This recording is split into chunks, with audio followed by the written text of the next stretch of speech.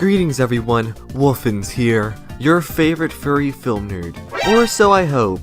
And if there is one thing I love almost as much as movies themselves, it is posters. Graphic design has always been one of my favorite art forms. I ooze passion for it.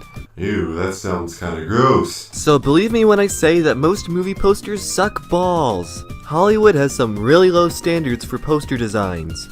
Which is sad and ironic because the ability to make great ones has a higher potential now than ever, with the easy accessibility of tools like Photoshop, Krita, or GIMP.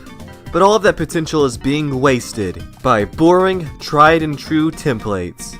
Think about it, how many times have you seen posters like this? A comedy movie with the up-close of the lead star's face on a solid blue or yellow background. That sure takes a lot of effort, right, Adam Sandler? Or what about action movies, where the top half of the poster is just made up of different actors' faces?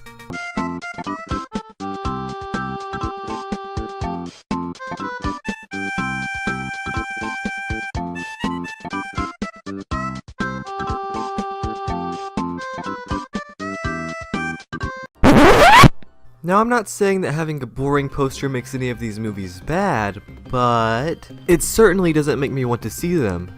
If you're not going to put any effort into the marketing, what does it say about the movie I'm about to watch for the next 2 hours? Bad things. But I'm getting ahead of myself, as usual. This is a trend that started long ago in the 90s with the infamous floating head posters. Can't think of a way to sell your movie? Let the actors' faces do it for you. No effort required. This is a trend that's finally starting to die out a little. It hit its peak in the 90s and 2000s, dominating VHS and DVD covers everywhere. You see, before the 90s, photo editing software wasn't widely available. Graphic design was a more niche hobby. Movie studios would generally commission artists for a poster, even if the movie wasn't good. It would typically have a nice illustration, or a well-shot poster made by a photographer. By the way, both of the movies I just showed are good. There was always a certain level of creativity behind it. But sadly, as technology got better, the designs got worse. Please do not take this as me hating Photoshop. It is one of my favorite pieces of software ever created. I use it several times a week. I consider editing an art form, and that's why it hurts me to see people being so lazy. The 90s to the early 2010s is what I'd like to call the dark age of movie posters. Allow me to explain. Instead of commissioning artists to make the posters, they would leave it up to the marketing team. Let's face it, people are more likely to see a movie if a celebrity they like is in it. And thus, the templates were born. There is the classic guy facing away, up close to the protagonist's face. The entire cast standing in front of the poster. Which this one was so bad I had to make my own screen poster, which isn't professional quality, but I'm a hobbyist after all. And then there is what I like to consider the worst crime. When a movie had a great poster, but it was ruined for the DVD or box cover. Look what they did to Mad Max, this should be illegal. I think the late 90s to early 2000s had the worst box covers to offer. Not saying that all of them were bad, there were a handful of good ones, but the majority of them blew.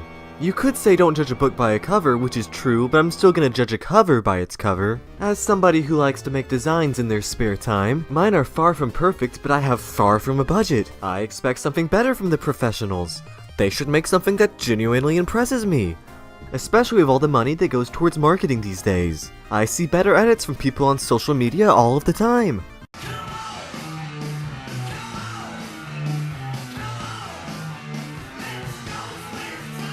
Now to bring us to where we are at now, 2021, the modern time.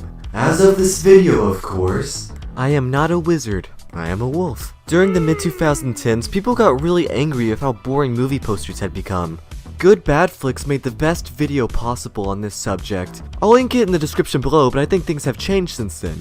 Everyone was fed up with the floating head posters and wanted to focus on minimalism, which we definitely got. At first it was just for cool fan posters and special edition Blu-rays, but lately minimalism has become the dominant art form, to a point where people are starting to get sick of it. It's constantly being used by companies to sell you things, and pretty much every major logo has been changed to fit the style. Too much of a good thing, or in this case, too little of a good thing. Heh. Get it? Because minimalism is the art of less is more. I think people can generally agree that there are more good designs now than there were about 5 or 6 years ago. It's signs that we're improving again. And editing is finally getting the respect it deserves as the art form it is. We are finally past the era of awful DVD designs and awful greatest hits album covers, which puts the biggest smile on my face.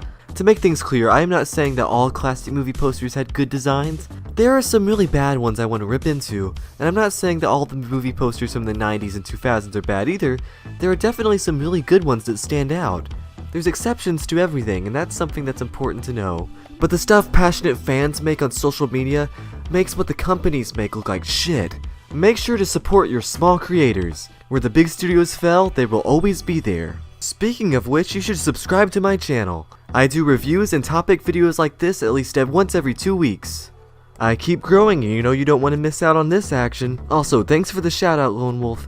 It means a lot to me, buddy. Stay groovy and have a fabulous day.